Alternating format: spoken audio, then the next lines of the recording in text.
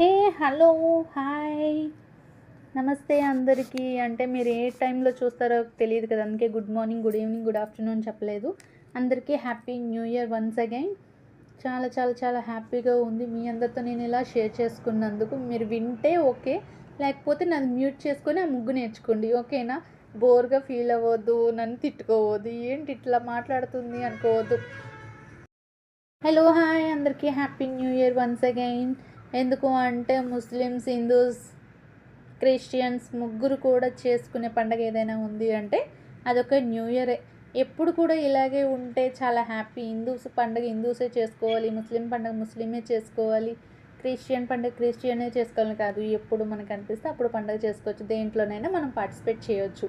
ఈ మనం తెచ్చుకున్న భేదాలు తప్ప ఎవరు మనకి చెప్పింది ఏం లేదు. పూర్వీకులు అయితే అన్ని పండుగలను చేసుకునే వాళ్ళంట నిజంగా.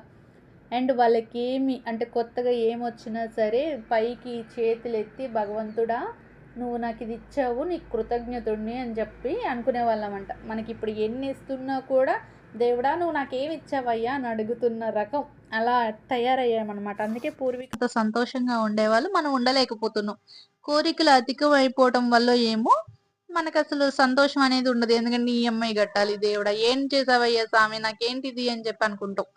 ఈఎంఐలు, టీవీ ఈఎంఐ, ఫ్రిడ్జ్ ఈఎంఐ అన్నీ వేస్ట్‌వే. కానీ మనం ఈఎంఐలతో కట్టుకుంటూ బతికేస్తున్నాం ఇక అంతే.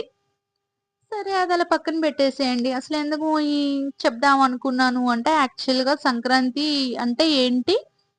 మనం సంక్రాంతికి ఎందుకు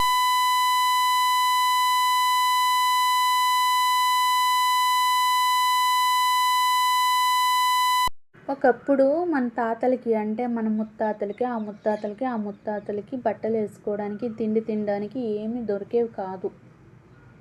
దొరకడం తెలియని వాళ్ళకి వాళ్ళు ఆకలితోనే అలమటించి చనిపోయేవాళ్ళంట. తినడానికి ఏమి ఉండేది కాదు, ఏం పండించుకోవాలో తెలీదు, పండించుకుని తినొచ్చో తినకూడదో తెలియదు.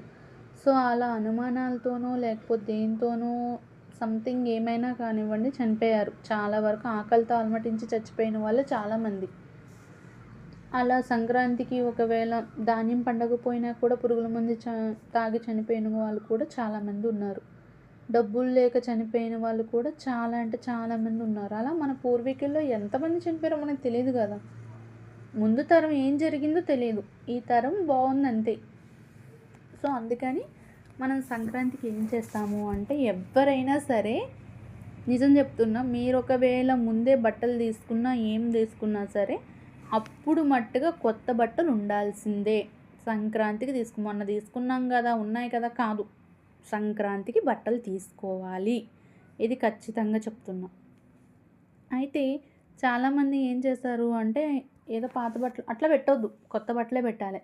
ఎందుకు అంటే మనం కొత్త బట్టలకి పసుపు రాసి ఆ మూల పెడతాం. అంటే మన పూర్వీకులకి కొత్త బట్టలు ఉంటాయి కదా, ఆ కొత్త బట్టలకి పసుపు రాసి, పసుపు ఎందుకు రాస్తాము అంటే అది వినాయకుడికి సంబంధించింది. ఆ వినాయకుడికి రూపంలో మన పూర్వీకులకు అందజేస్తారని చెప్పేసి మనం పసుపు రాస్తాం. అది తర్వాత ధాన్యం అన్నం ఎందుకు పెడతారు అంటే ధాన్యం అప్పుడే పండు వస్తాయి కదా సంవత్సరానికి, ఆ సంవత్సరానికి పండిన పంట మేము ఇలా సుఖంగా ఉన్నామని చెప్పి మన పూర్వీకులకి చెప్పడం. వాళ్ళు తింటారు తినరు అనేది పక్కన పెట్టండి, ఆ మూల బట్టలు అండ్ మన వండిన అన్నం, కలగాయ కూర అంటే అన్ని కాయగూరలు కలిపి ఎందుకు వండుతారు అంటే ప్రతిరోజు మనం వెళ్ళి ఆ మూల పెట్టం, ఒక సంక్రాంతికే పెట్టేది. మన పూర్వీకులు వస్తారు అని చెప్పి తెలుస్తుంది కాబట్టి అప్పుడు మనం కలగాయ కూర అన్ని కాయగూరలు కలిపి పెట్టేది అప్పుడు.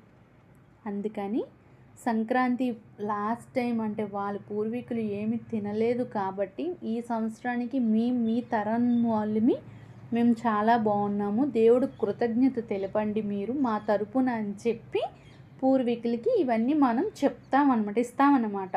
ఆ ఇచ్చేసిన సాయంత్రానికి అవి అక్కడ పెట్టిన సాయంత్రానికి తీయాలి, వెంటనే తీయొద్దు. ఆయిల్ అవుతుందనో లేకపోతే కాలిపోతుందనో సంథింగ్ ఏమనుకోవద్దు.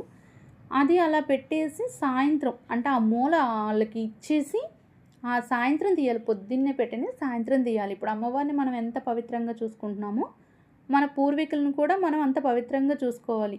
ఈ సంక్రాంతి టైంలో ఇచ్చినవి వాళ్ళు దేవుడిని అడుగుతారనమాట. పిల్లలకి కానీ ఎవరికి ఇబ్బంది పెట్టొద్దు, సంతానం అంతా బాగుండాలి, కుటుంబం అంతా బాగుండాలి అని కోరుకుంటారంట. అందువల్ల సంక్రాంతికి అలా కొత్త బట్టలు, అన్నం, కూర పెట్టాలంట. సో ఎవరికైనా తెలియకపోతే ఇలా చేయండి.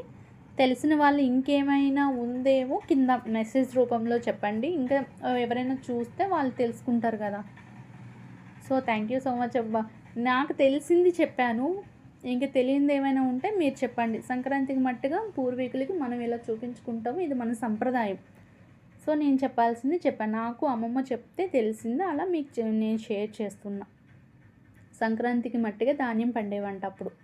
అందుకని ఆ ధాన్యాన్ని వాళ్ళకి చూపిస్తారు. ఆకలితో చచ్చిపోయిన వాళ్ళు కదా, కొంచెం అలా పెట్టేసరికి వాళ్ళు ఒక తృప్తిని చెందుతారు అని. అందుకని అంతే.